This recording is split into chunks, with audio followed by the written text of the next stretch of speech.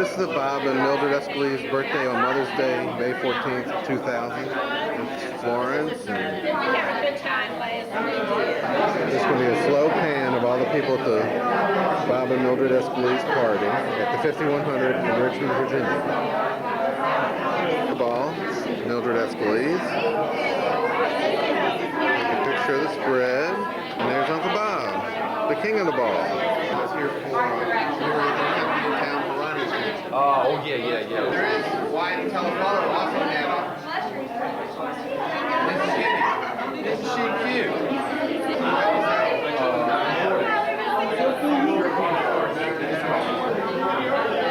Kennesaw, Georgia. This is good. Bobby, look at the camera.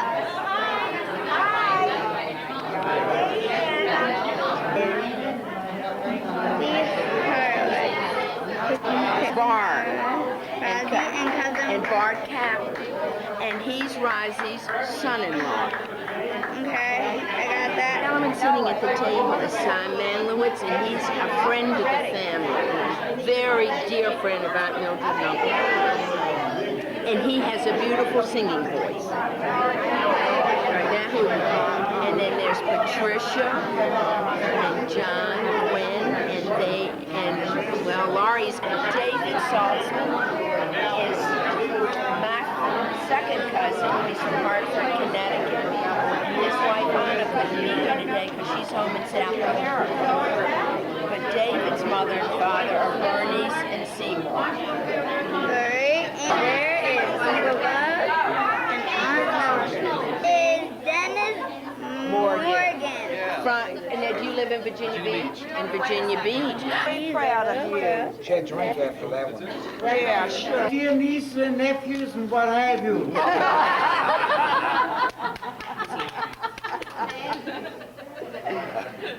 Please permit Aunt Mildred and myself, as the oldest of the Meyers, to greet you at this gathering here.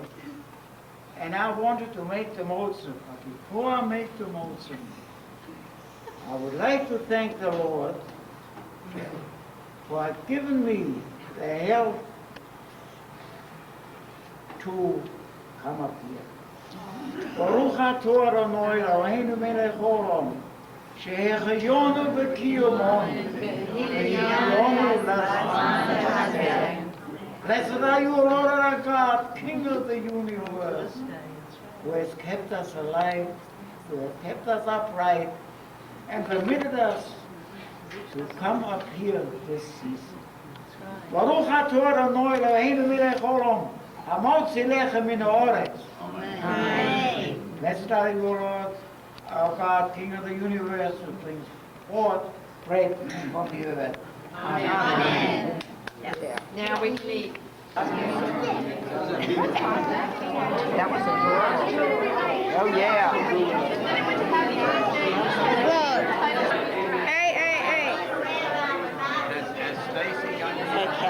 We have Arnold Hoffman and Dr. Ricky Hoffman, and they're from Virginia Beach. And Miriam is Arnold's wife. And Frank was their father-in-law and grandfather. Here is Patty, Uncle Jeff, and Jeremy with his head down. Who's this guy? Okay, that's Tommy and Stacy Meyer's husband. And he's standing next to his brother-in-law, Ted, who is Karen's husband, and they're both Florence's sons-in-law.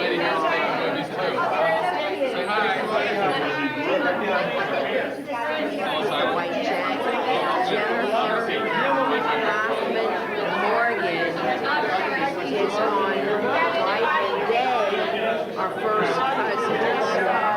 George Meyer was their grandfather. He's kind of beat up my mama. And they're talking to somebody. They're talking to Ann Meyer's husband and Florence Meyer's son-in-law. And Ann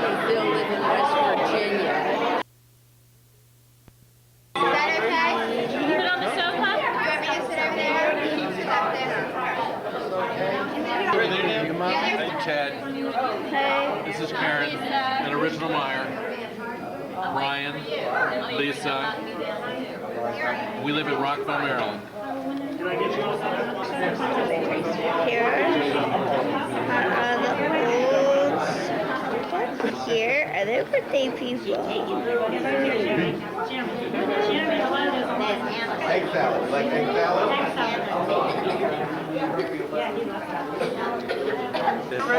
Who's Freddie? This is Freddie right here. And this is Freddie Meyer, and he belongs to Rosie and Kenny Meyer. And we all want to know where his gorgeous daughter is. Oh, Meredith is home sleeping. Here's Florence.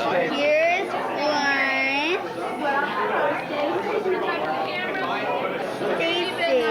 Spending your time with some 3 foot.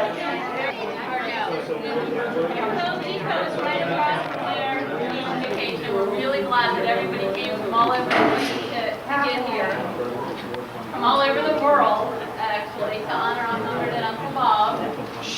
And I think people have written down a couple of words. We want to kind of share what we've been feeling and our lives with Aunt Mildred and Uncle Bob. And I'll start crying if I say anything.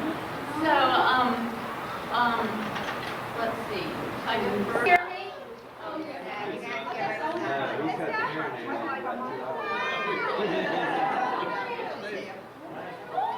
This is my reminiscence of Uncle Bob.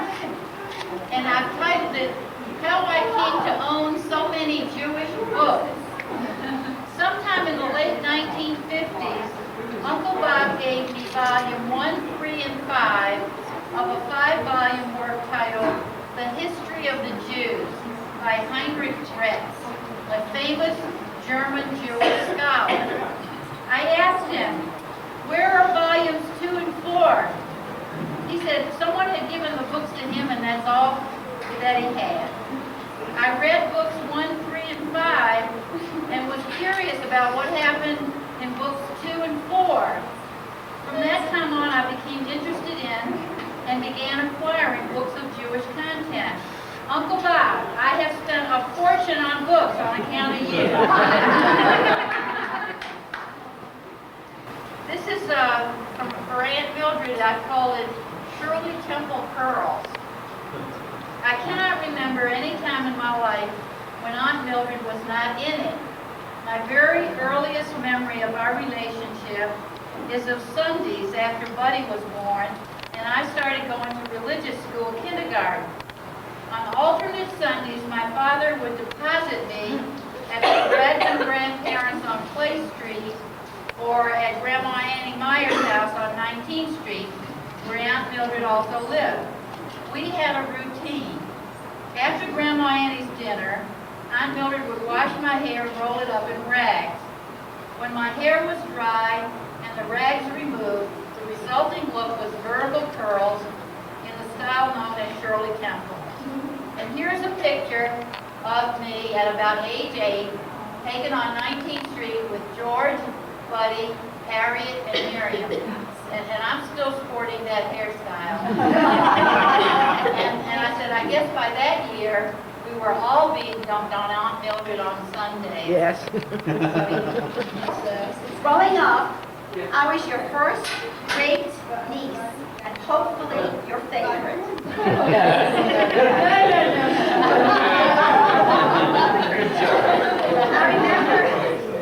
I remember spending the night at your house. You taking me to Oak Hill Country Club, and me never wanting to go home. Every Friday night, I remember going out to dinner, which was usually at Byram's, and then going to services at Bethel. I enjoyed listening to the choir and hearing Uncle Bob. Every Rosh Hashanah and Yom Kippur would be spent at your house, eating and getting together with the Meyer clan. I began working at Meyer's Meats the summer of turning 15, and Aunt Mildred and I would drive in together. Before Ted and I got married, I had a wonderful bridal shower at your house. And to this day, you are always telling Ted to take care of Karen. She's precious to me. I will always think of you two as very special people in my life. I love you both very much.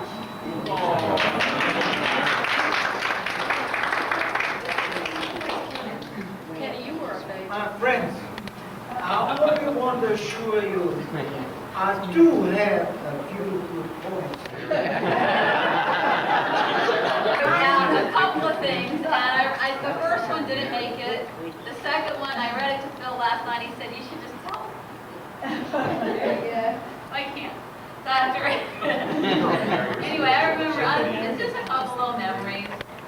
I remember what the same memories that my sister Karen had when I was about 14. During the summer, I worked at the plant, and every day Aunt Mildred would come and pick me up and take me to work. And if you guys who remember, at her desk, she'd have one hand on this huge machine with all the keys. You have no idea what she's doing. And yeah, with the cigarette. And I had the more menial filing job, or tearing the perforated time cards and making them file the time cards. Now, the thing is, Aunt Mildred would work very smoothly and quietly, while her brothers bitched and moaned and cussed.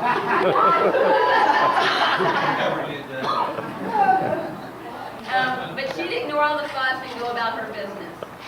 Now, every day, Uncle Bob would steal a few minutes, come over, hold my hand, kiss me, brush his teeth, and he always asked me if I needed anything, and then just as quickly as he appeared, he'd run away back to work. Let's see. Another memory, of course, I have that Karen has is going out to dinner to Byram's on Friday nights and sitting next to Aunt Mildred, holding her hand in temple while listening for Uncle Bob's voice in the choir loft. And then, of course, I think you also mentioned the Passover Seder. We would have everybody, Andy and Jeff, and we drink all the wine. And have a Passover Seder, but it felt like our Seder because Uncle Bob did the Seder. So even though we had all of these people who we didn't know at Oak Hill Country Club, it was ours. And, okay, and who hasn't heard clop and clop off in bonds? The answer to every kid, every day, every time we go over there, we'd say we were bored, Uncle Bob would have the suggestion. Okay, how about this one? I'm as old as my tongue and a little older than my teeth. Now, and then Uncle Bob's Talmudic words of wisdom. One monkey don't stop the show.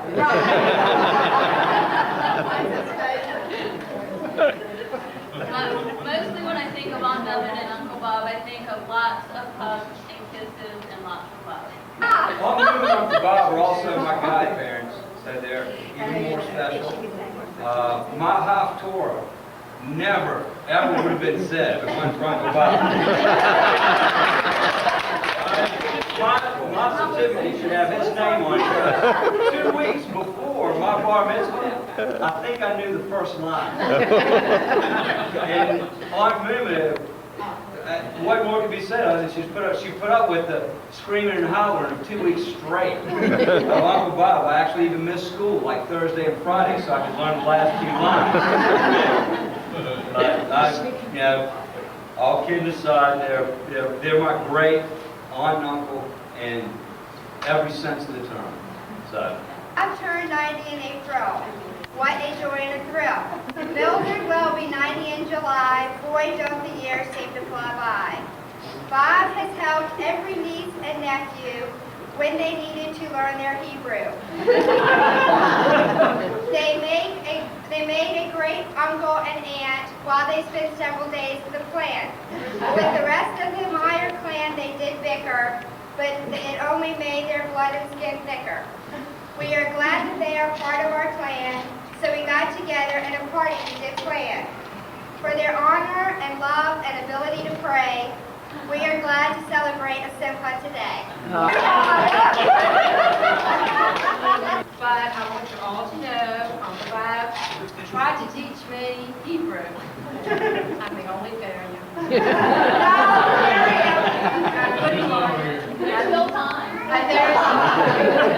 But all my family.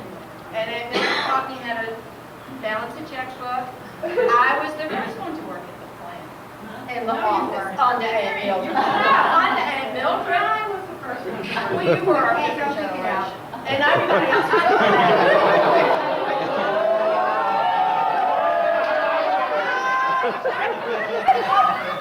It's always been my big sister. Always. But we love you, and it was a lot of fun. Roz and I had a good time cooking yesterday. We all did a beautiful job. You taught me how to knit. Remember? And I made a few pretty sweaters, and then I don't do anything that artsy or creative anymore. But that was fun. We learned how to knit one summer. And the other thing that is really neat is your anniversary is my birthday. And now we're here to celebrate your birthdays on my anniversary.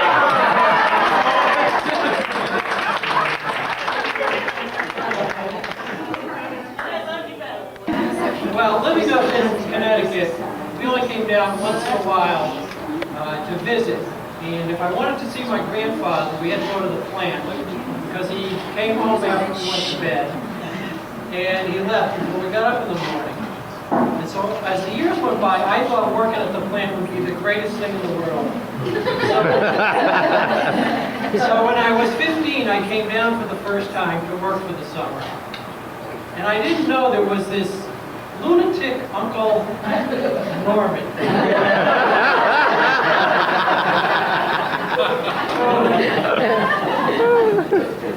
He did a lot of things, but I think one of the things he enjoyed most was torturing his nephew. And so whenever I had a break, I'd go over and sit by Aunt Mildred. And one day I said, you know, that Uncle Norman sure bugs me. And she said, you know, sometimes he bugs me too.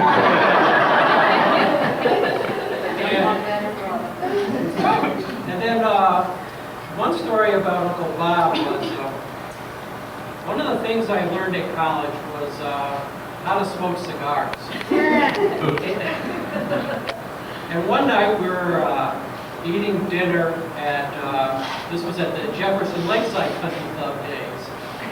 And I don't know everybody that was there, but I know Uncle Bob and Aunt Mildred were there, and my grandmother and grandfather were there.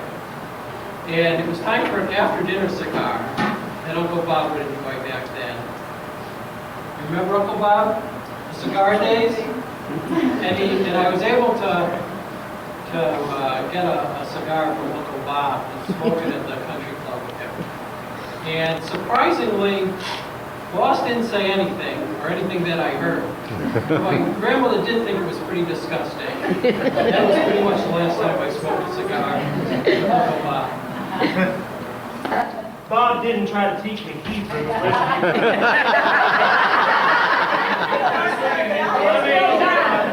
The accent would tell you, but I do have one of those to give you all. And one story too, Annie and I met about 5 years ago. And the first time I met Mildred, we were leaving the place and we had dinner, and we were getting ready to get in the car. She said, "You better be good to Annie. I'm gonna kick your ass."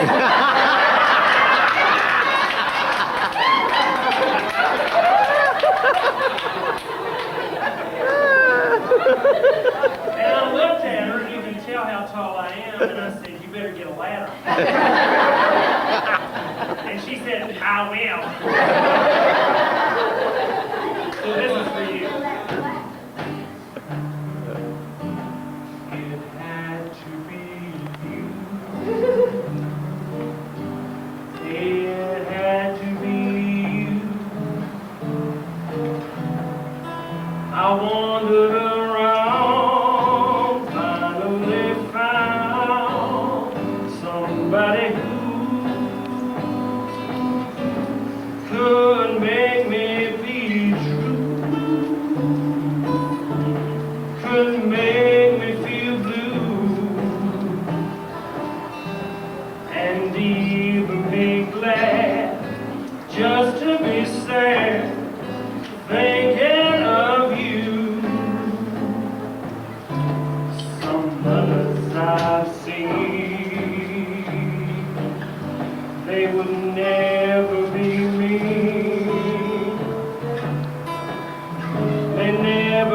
cross or try to be false, but they wouldn't do. They would try to kick my ass. Nobody else gave me a thrill. With all your faults, I love you still. It had to be you, wonderful you. It had to be you.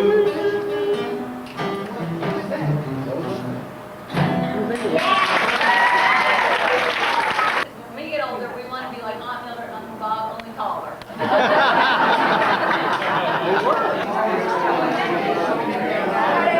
For all of that. Thank you very, very much. Amen. Thank you. All right, Oh my God.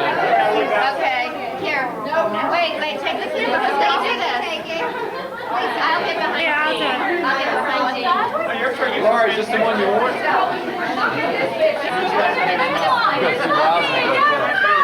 Laura Ellen, you know. Okay, let me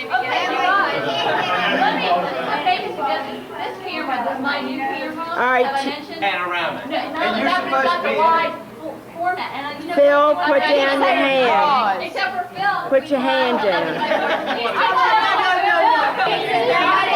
All right, excuse me, I was just checking to see who's behind me. Everybody say, oh, cheese. No, hi. Hi. Everybody look at me now. It's all about funny, isn't it? Who said that? Which one was that? Push this one? Don't. What's your friend? How do you open this thing? I didn't I know even both pictures you did in the last 15 seconds. Then you have it That's how I like. That's pretty good.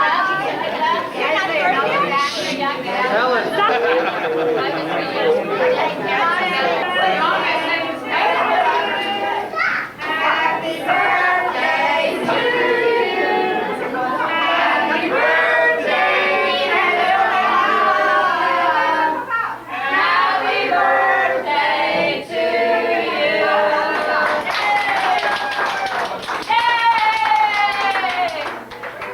That's my new sterling.